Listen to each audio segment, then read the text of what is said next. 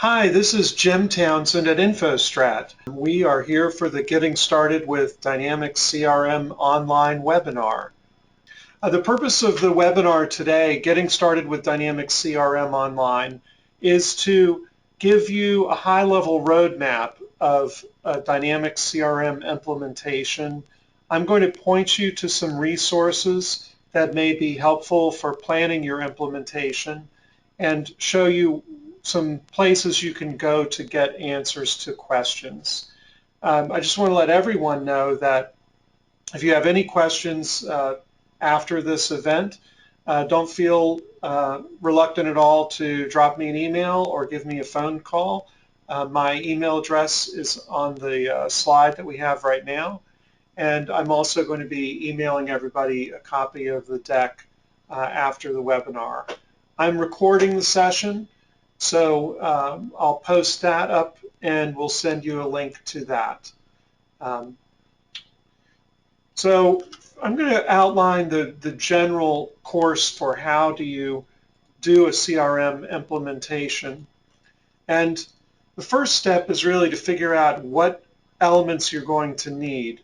Then I'm going to walk you through how to purchase Dynamics CRM online from Microsoft, show you around CRM online. This won't be a very extensive demo, but I want to kind of highlight some of the major modules that are in the product. Then I'm going to talk about how you can sketch out what customizations you might need and how you can do some of those yourselves without enlisting any kind of a programmer or developer. We'll talk about data migration considerations and also integration with other products. Now, the first link that I'm providing, Dynamics CRM How to Get Started links. What this is all about is Microsoft has this web page, and they've published jumping off points to many resources that are very helpful early in the game with Dynamics CRM Online. They've got ebooks that are oriented toward different roles of users, like sales professionals or marketing. They also have links to TechNet, which is Microsoft's website for technical information on all their products. They've got videos, they've got quick tips, and I'm going to show you some other links that you're going to find helpful. But this one is a really great place to start, the Getting Started top links page. So I'm going to go back to my PowerPoint here. Okay. So in terms of how to purchase Dynamics CRM, I'm going to walk you through what the additions are for the product, what are the techniques for getting the best price, and explain some of the considerations for volume licensing. I've written up some of these in my blog, and I've also posted some on InfoStrat.com. On InfoStrat.com, from the home page, I've got a link here that says Add It Up, how to estimate the cost of your CRM implementation.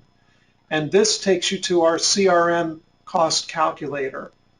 For CRM Online, we've summarized the cost here on the left-hand side under Cloud. And you can go in and fill in the number of users. So you've got 10 users, and we can see that that adds up to $7,800 a year for your subscriptions. One of the most frequent questions that we receive is, what about these additions? What do they mean? Which ones do I need? There's a full description here in the CRM Online Pricing and Licensing Guide that breaks them out, and I'll show you that in a second. You can link to that from our calculator. But let me just go through the basics. The most common addition that people purchase is professional. And you need at least one professional license because your system administrator uses professional. And by and large, the people who are the heaviest users of Dynamics CRM are going to use the professional subscription. So if you had a salesperson or a marketing person or a customer service representative, those are all going to use professional. The subscription type right below that, basic, that is a reduced level of functionality that may be appropriate for what I would consider casual users of Dynamics CRM. There could be people in other departments who need access to some information, but predominantly they're not creating sales and marketing activity.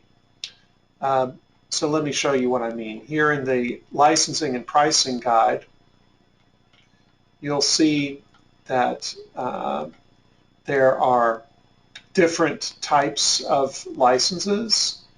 I'm going to skip over a couple things and then come back. But I want to drill into these subscription types here: enterprise, professional, basic, and essential. So this chart really shows you areas of the program that each of those subscription types provides you access to. So you can see that basic has removed the many of these top functions here, like social listening, creating workflows and customizations. That's really your system administrator role. They've kept the ability to view reports and view some of the data entities like accounts, cases, and leads. Basic users still see the Dynamics CRM user interface, and it looks very similar to the way that you experience it as a professional user. Essential users only get access to custom entities that you create in CRM, and they don't get that user interface. You have to create a user interface for them, typically on a web page in your intranet. And you'll notice that there's a significant price difference between these. So again, you'll start off with some professionals, add the basic and essential if that's what your scenario dictates. What about external users? With CRM 13, 15, and 16, Microsoft does not require you to purchase licenses for external users. That means people who are not part of your organization, such as customers and suppliers. There's a fourth subscription type here called Enterprise. Enterprise gives you access to Microsoft Dynamics Marketing, which is a separate product that does marketing on top of the marketing functionality of Dynamics CRM. And it also gives you access to a product called Parature, which is a customer service solution. Parature gives you live chat. It gives you a knowledge base that's very rich to expose to your customers for things like troubleshooting. It gives you a really deep service desk capability that has been integrated into the Dynamics family. Microsoft purchased Parature about 2 years ago. Okay, so there are these editions of Dynamics CRM, and we cover them here in the calculator. So say I've got 100 users for professional and I've got 20 for basic. You can see that this adds up the annual cost for the subscription. What I've done on the calculator is provide the standard list price from Microsoft. I'm sure you want to know what is the best price you can get and how do you get that price. And the answer is through Microsoft Volume Licensing. Microsoft offers volume licensing customers discount off of the list price for all their products. Depending on what your volume licensing agreement is, you'll receive a different discount rate. There's also very special pricing for government agencies and for nonprofits and educational institutions.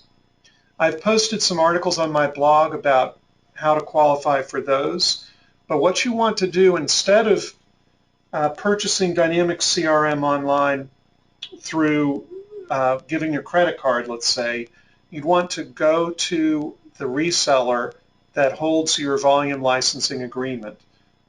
For a large organization, that's called an enterprise agreement. For small, medium businesses, it's called Select. And then you tell them how many subscriptions you would like to add. And they use a process called True Up. And what they'll do is they will allocate that cost, the discounted cost, across the remainder of your volume licensing agreement term. So you can get a significant discount. It's definitely worth asking about if you're participating in a volume licensing agreement with Microsoft. There's no reason not to sign up for the free trial. I think it's an excellent way to kick the tires. So if you go to the Microsoft website, you can go ahead and sign up and explore, enter some test data, find your way around the product.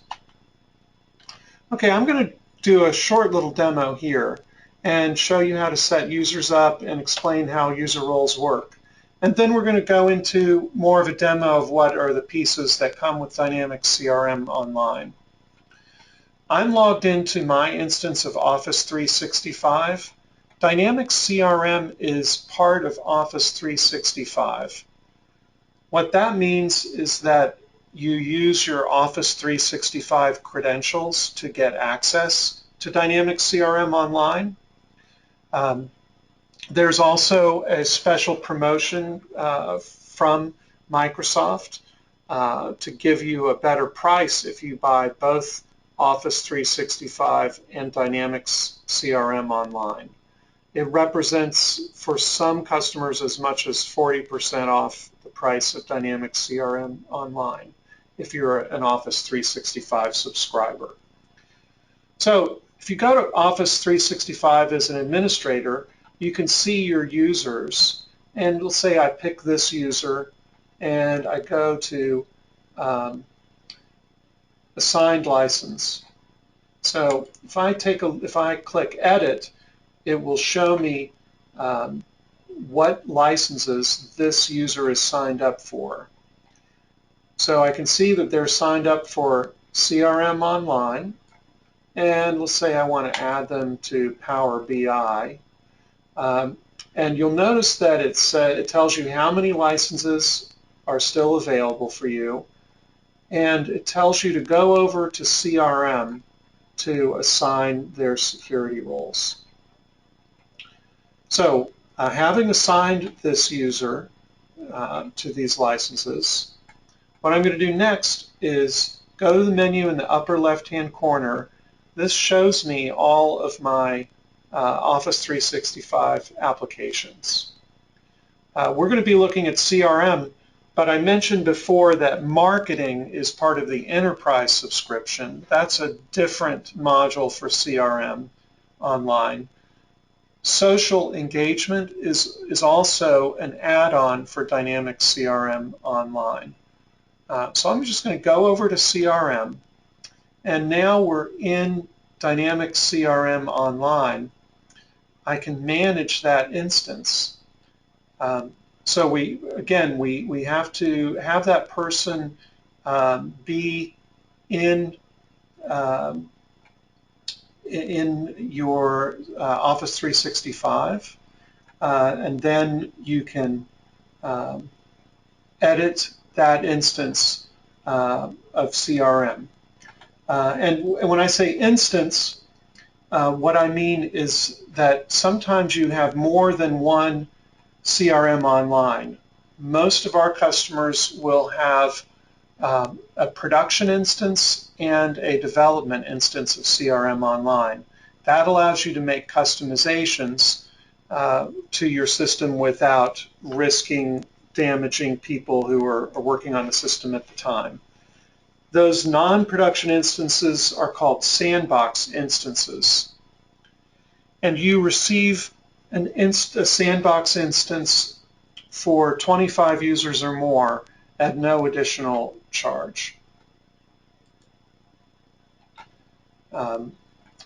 So if I go into CRM, then in the CRM menu structure, we have a place where we can do administration. And so here in administration, I've got a lot of settings that I can manipulate. There are several that I want to show you. We can modify security roles. We can add and modify users. So here I'm going to go into users and take a look at this user and see what kind of permissions that I've assigned to them.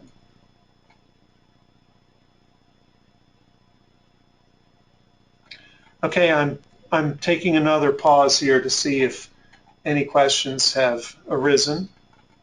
Let me go peek at the question pane here. Okay.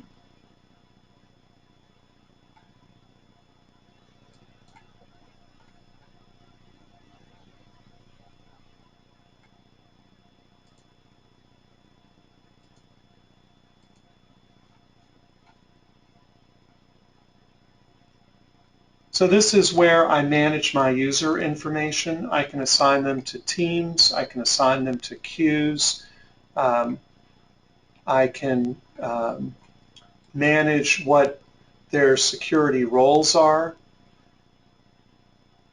You can use roles that come out of the box, and you can also create your own roles for people. And a role is really just a combination of permissions. So I just reassigned this person to another group. And here I just want to show you under security roles the granularity that you have over access rights. What I'm looking at now is this role of a marketing manager, and these circles denote what type of permissions that user has for each of the entities. And the entities are very similar to tables in a database. If you were to compare the marketing manager to the sales manager, you'd see that the marketing manager has much more control over campaigns and emails and outbound marketing activities and events, but the sales manager has more control over opportunities and leads and the business processes of converting opportunities to leads. So back to the big roadmap.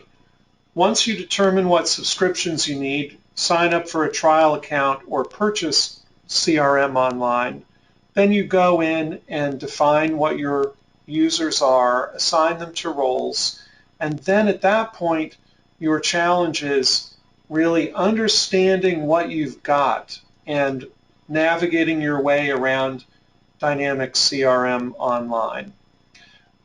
For us, the most popular use for our customers, the most popular use of CRM is for Salesforce automation. Thank you for the heads up. Okay, back to the question of how do you create opportunities?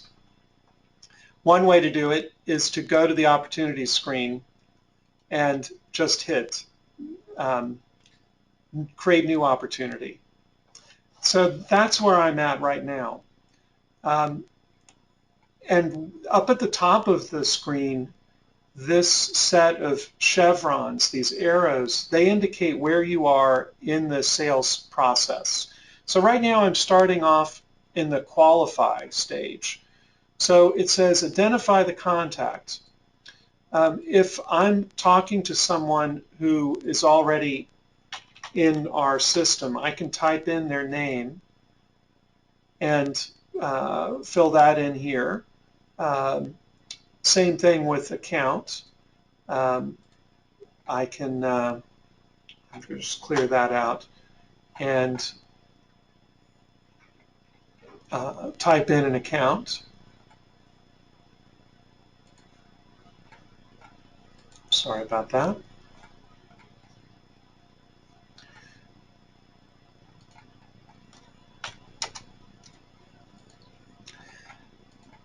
I can say that this is an estimated short-term opportunity and that I've identified who the decision maker is and that this is an opportunity for annual maintenance. So the topic is really just a description for what that opportunity is. And here I can type a narrative description. Okay, so I've let me put the name of the organization here. Okay, so I'm going to go ahead and save that.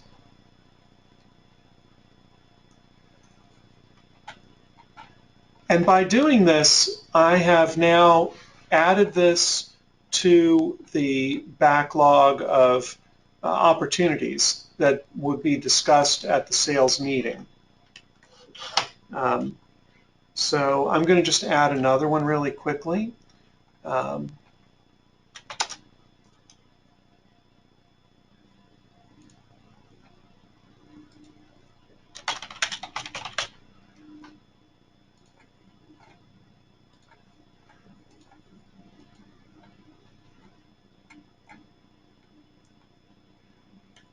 And if applicable, I can also put in detail about my products.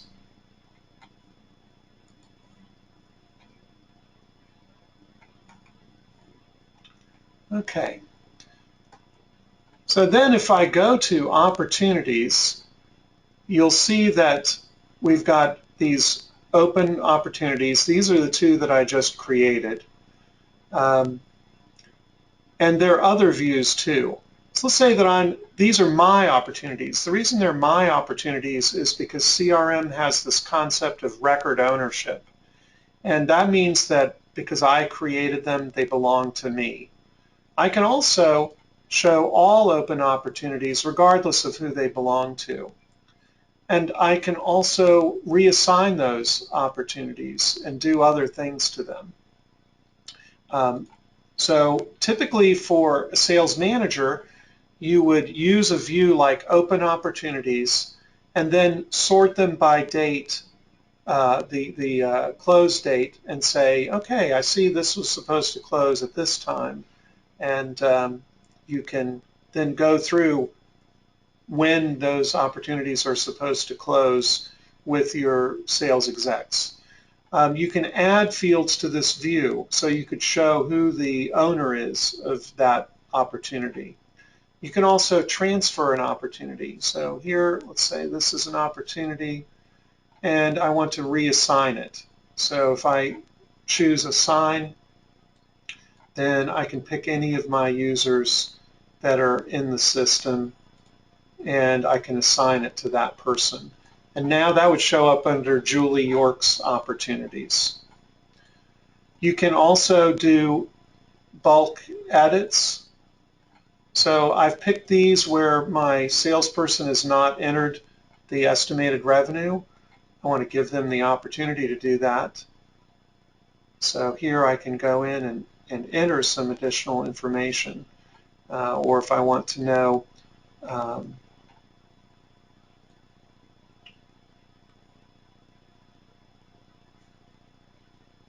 if I want to push out the date that they're going to that we expect they're going to close this deal. And all of these are sortable as well as editable. So here I can just say, let's focus on the largest opportunities first. Okay, so let me go back. I see there's another question in the question pane.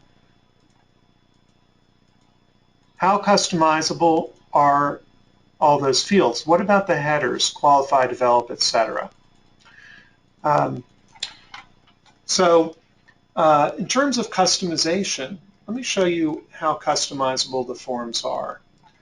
I'm looking at the opportunity record, and out of the box, Dynamic CRM provides two different views. This is a different view that they've provided. And let's say that I want to edit that. So what you do is just go into the form editor. And so if I click those three dots of ellipsis, now I'm in the form editor. And this is where I can add and delete fields from this form. One of the things you're going to want to do is customize it to your type of sale. If you're doing business-to-business sales, that's much different than selling to a consumer. If you're a reseller for product or if you're a manufacturer, that's very different than the services business. So the way that you customize the screen is to manipulate it here in this editor, and you can drag fields from the field explorer that's on the right. So here's estimated revenue. Let's say there's estimated revenue. I can move that field around. You'll notice that this is a required field. But let's say this develop proposal is not in there. I want to add it. I can drag it into the form. I can also remove fields. So maybe I just don't care about work order type. So I deleted that from the from this form. If I want to add a new field that doesn't exist here, I can click New Field, and this opens up a dialog where I specify what the field type is so that I can add it to the system. So let's say that I want to add estimated installation date, which I think is something that is not the same as the date that the deal closes. And then I can pick what type of field it is. That's a date field. And I can specify whether it is required or just recommended or it's completely optional. So this estimated installation date, I'm going to go ahead and save that field. And then once my changes are made, I publish the customizations, and that puts them into production. Now, I answered the question about how to change fields, but what about that ribbon at the top with qualify, develop, propose? What those represent is a business process flow, and those are maintained under the customizations. So here in customizations, we can access all of the fields and all of the forms and the entities. Let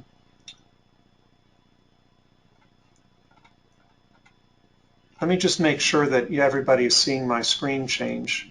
So I see a message that said it had not changed in about 5 minutes from Matt. Julie, is the screen changing okay?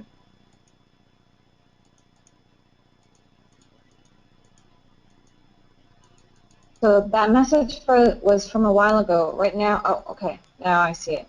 Yeah, it was blank for a while, but now I can see it. Okay. So if I go into customize the system,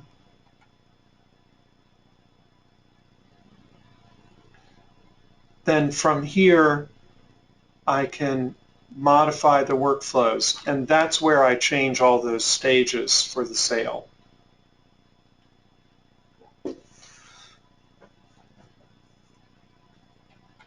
And I do want to apologize for my screen saving and for that other technical glitch.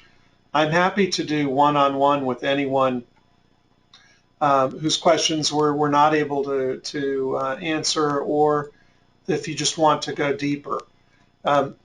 So here under configuration, if I go to processes, this is where the business process flows are defined, and I can go in and modify them on this page.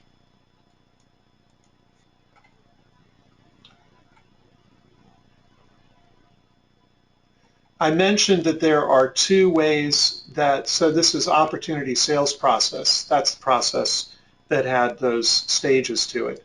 And you can see this is where the stages are named, and also the fields that are associated with that stage. So let's say that I wanted to change this. Now, I don't want it to be called qualify. I want to call it initial qualification. So I can save this and I can publish it, and then that will apply to all of my opportunities that are out there. You can also have multiple opportunity sales processes. Let's say that I have two different types of sales. I have a sale that's pretty much cut and dried. Someone looks at the catalog, they call me up, they give me a part number, and I go ahead and process that order. Maybe I would call that my fast track. And maybe I've got another one that has much more extensive back and forth and proposal generation. So I can have as many of these business process flows as necessary to cover all the types of sales that I want to do.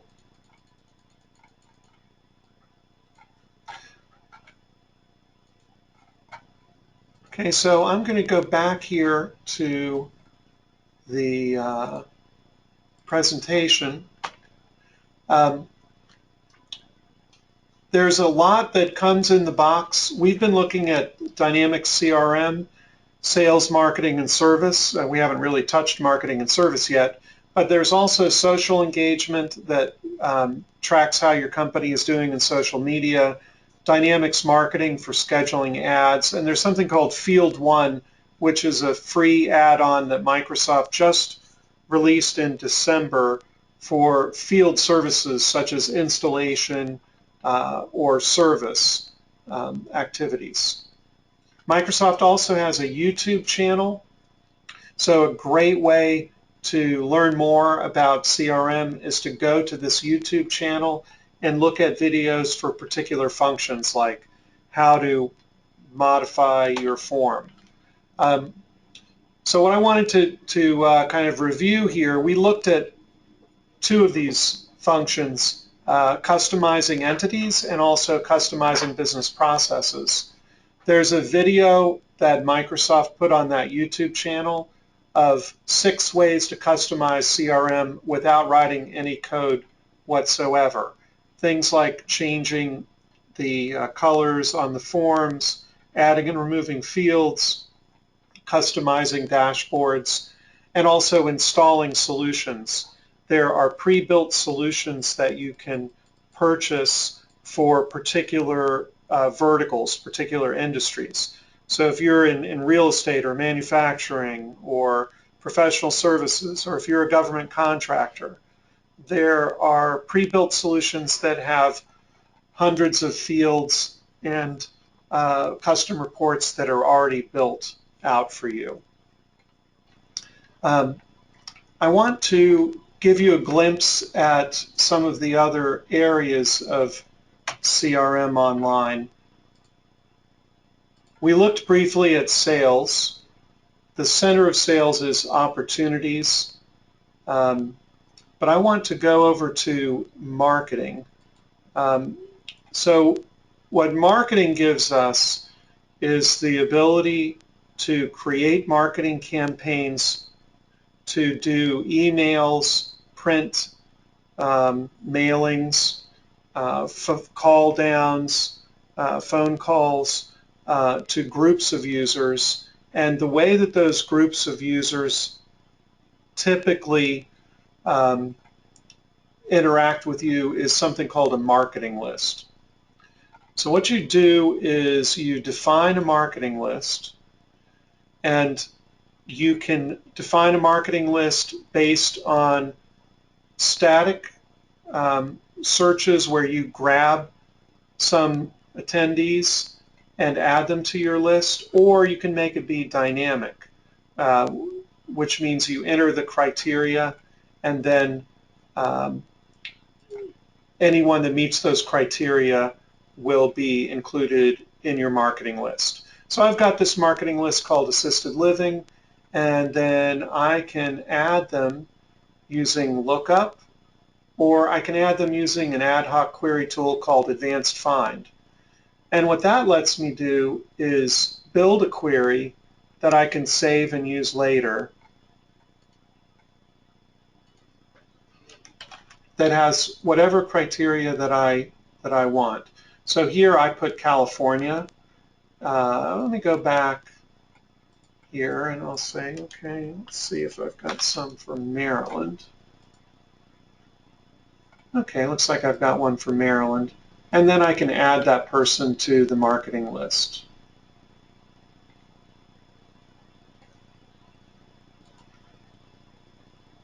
I can also look up someone individually, or even just browse through them and add them to this marketing list. Once you've defined a marketing list, then we've got 3 members on this.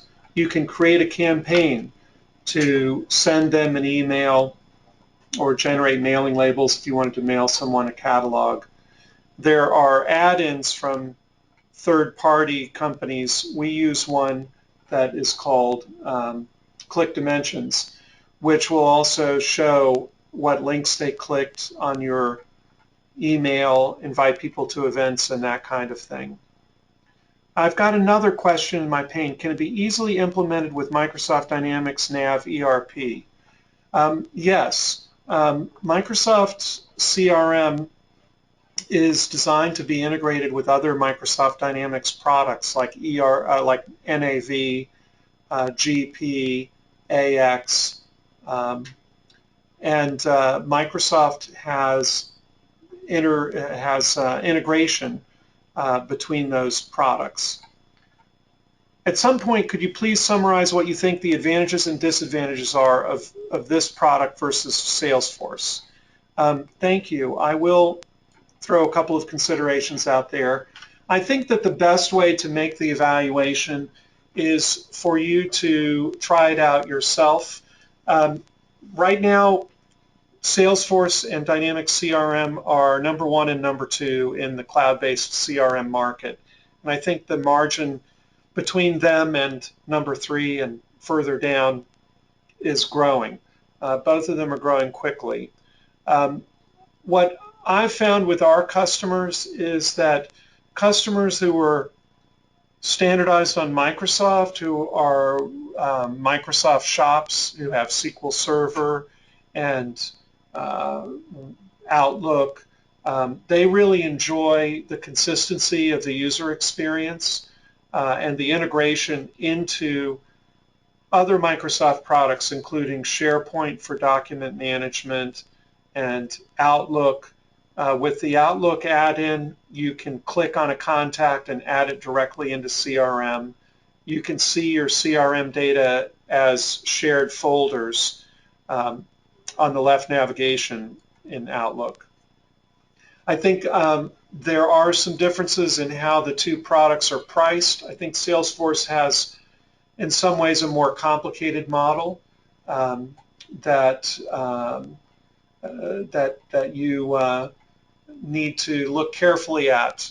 We've had some customers that have told us they thought that Dynamics CRM was less expensive because they weren't being charged for extras. But honestly, I have to say the best thing to do, since both of them allow you to do a trial, is to sign up for a trial and have a taste of it yourself and see how your users respond. There's also a lot, if you just go out and do a web search on CRM versus Salesforce, you'll see a ton of checklists of features. I think that both companies are trying very hard to match each other feature for feature. So they kind of try to leapfrog one another. I saw something today on LinkedIn that said that Salesforce now has a skin you can put on Salesforce that makes it look like Dynamics CRM Online, which is at least ironic, I suppose. So that's my advice on comparing the two.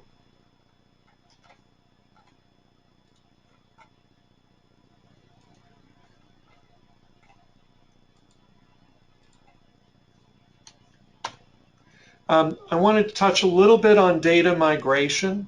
Dynamics CRM has import capabilities.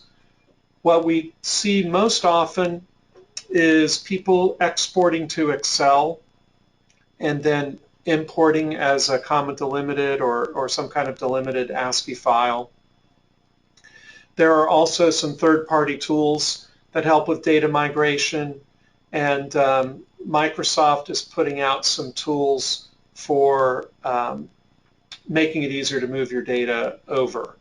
One of the best practices, in my opinion, is to look at your existing sales data and do a gap analysis before you switch, before you migrate your data. Make sure that all the data fields are there in Dynamics CRM. You don't want to lose any data when you convert over from Excel or from whatever your existing system is. Integrations. I'm not going to have time to show all of these, but that's a sweet spot for Microsoft. They allow you very quickly to integrate with your SharePoint either in the cloud or running in your data center. The Outlook integration is a nice feature. There's a product called Yammer from Microsoft, which is essentially a private Facebook to allow people in your company to chat with one another. That's integrated in Dynamics CRM. And Microsoft also publishes mobile apps for CRM Online.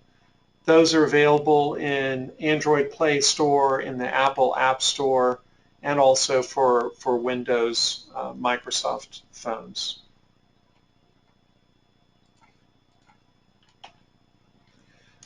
Okay, I know I've been pausing for questions all along, but I'm going to give you another bite at the apple before we declare victory.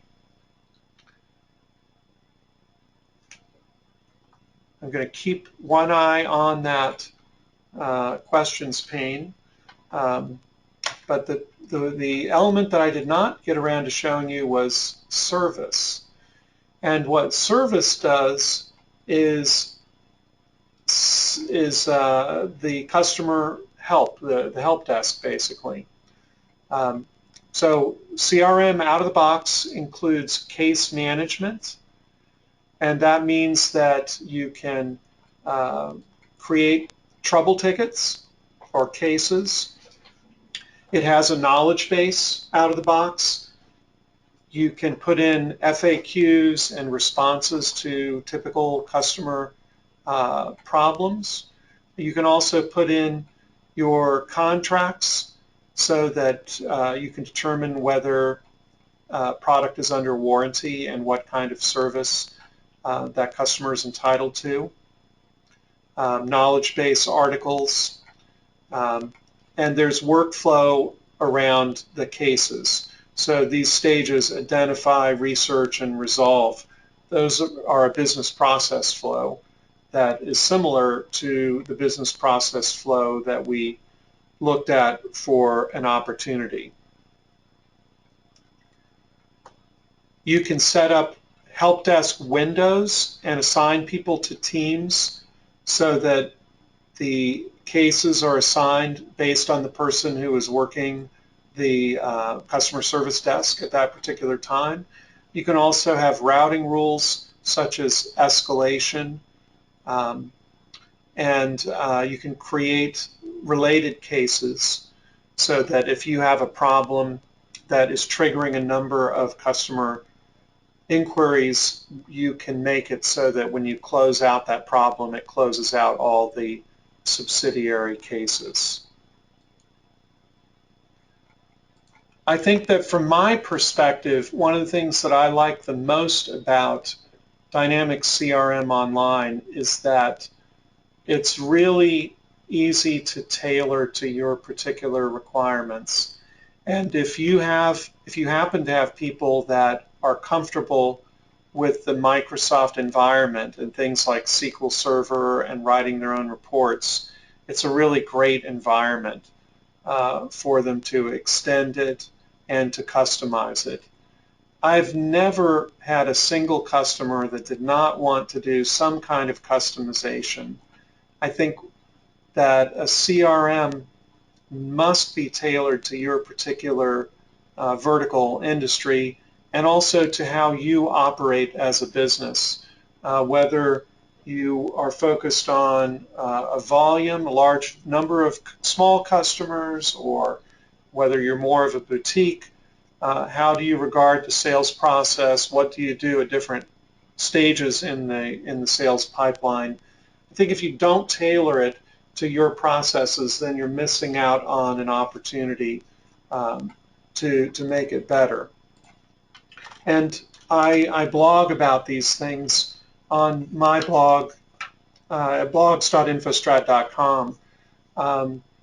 This week I was blogging about how it's essential for the senior management of a company to adopt CRM if they expect the users to adopt it as well, rather than continue to rely on spreadsheets or PowerPoint or informal ways of discussing the sales pipeline. I want to thank everyone for joining this event. I really appreciate you taking all this time, and hope to be in touch soon.